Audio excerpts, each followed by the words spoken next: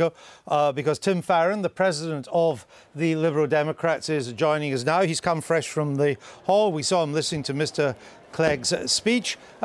Tim Farron, Mr. Clegg claimed that the recovery, the economic recovery, such as it is, would not be happening without the Lib Dems. Explain that to me. Well, it's pretty straightforward. The Liberal Democrats, along with our coalition colleagues, decided on a tough but absolutely correct course of action 3.5 years ago. Without that, it's fairly obvious to me, and I think to most observers, that there wouldn't be the tentative but very sure signs of recovery that we're seeing. But the budget cutting that's been going on, that's what the Tories campaigned in the last election for. You didn't. You fell in line post the election as the crisis in Greece got worse. You fell in line with the deficit reduction plans of the Conservatives. That was going to happen with or without you. So I don't quite understand how you can say you're the cause of the recovery. Well, I mean, a coalition government is just that. It's more than one party working together in the national interest. But of course, you know, as everybody else does, that had we not taken the tough decisions we'd taken, we'd have seen runs on the markets, we'd have seen interest rates go up, and therefore far bigger cuts, much more unemployment, businesses going to the wall, and hundreds of thousands of families finding that their homes are being repossessed. That would have been the parallel universe we'd have lived in had we taken the advice of Mr. Miliband and Mr. Balls. But what difference did you make to the strategy? This was essentially a Tory strategy. What difference did you make to it? But it was not a Tory strategy, it was a coalition government strategy that combined the understanding of where we were with the markets with the determination to make sure that we recovered in a way that was fair and took that action right away. None of it would have happened without the Liberal Democrats being at the heart of it. Of course, where the real difference is that we would not have had the fairness that underpins all that we're doing now without the Lib Dems in power. It's ludicrous to think that the Conservatives would have taken the 23 million lowest paid people in our society out of paying income tax. Ludicrous to think that they would have put the state pension up by the largest amount ever. Ludicrous to think that they would have been persuaded otherwise not to give millionaires an inheritance tax cut. And we prevented that and made sure that money got spent on protecting those on lowest income. So it's right that the two parties should agree and should act in a collegiate way. It's also right that we should claim credit for those things that make not just the economy stronger, but British society a heck of a lot fairer. And you've announced today, Mr. Clegg announced today, this new plan to give free school meals to infants in primary schools, and indeed he wants to extend it, I think, to all primary school pupils. If that's such a good idea, when the Labour Council in the London Borough of Southwark did it, why did the Lib Dems campaign against it and issue leaflets against it? Well, look, I mean, I made my speech what seems like a year ago now, it was 5 days ago at this conference at the beginning, and made it very much around the themes of beverage. And we've got to remember what beverage talked about in tackling the giant evils that I'm not talking about beverage, Mr. Farron. That was in 1945. I'm talking about the London Borough of Southwark now, when the Labour Council there introduced free primary school meals.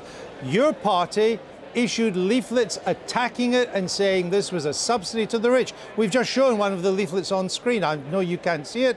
Why would you do that if you think it's such a good idea? Well, look, OK, well, the point I'm making is universalism when it comes to the welfare state. And my take is that it's right to give free school meals to those people, those children, families across the range. And I'll tell you why. In a constituency like mine, very low income constituency in many respects, even though there's very high employment because it's a very rural constituency, something like 40% of the kids who should be getting free school meals don't get it because there's no culture of claiming or registering. I understand pride and other cultural factors. That's why it's a good idea. Mr. Farron, I understand the case for it, Mr. Farron. That's not what I'm asking you. I'm asking you why your party's changed your mind.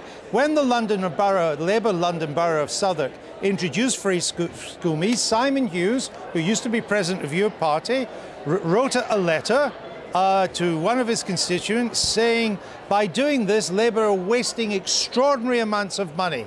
They're spending £15 million on free school meals, some of this going to the borough's richest families, irrespective of whether they can afford to pay for them already. That is your ex-president attacking what you're now extolling. So, like tuition fees, you've changed your mind.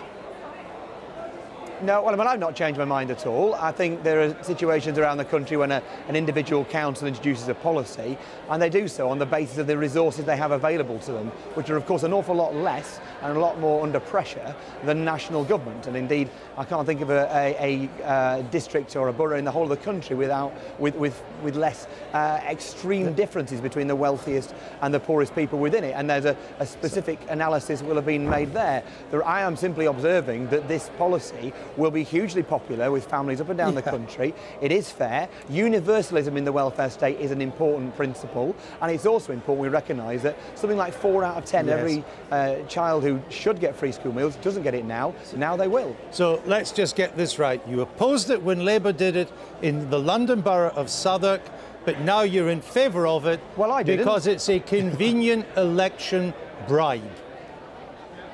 No, I didn't oppose it. No, but your party did. Oppose it. The take is that your party did. On an individual case in a particular London borough, there was a specific take made that, let's be honest, there was so much money available to the council. Was that at that particular time the best use of the money?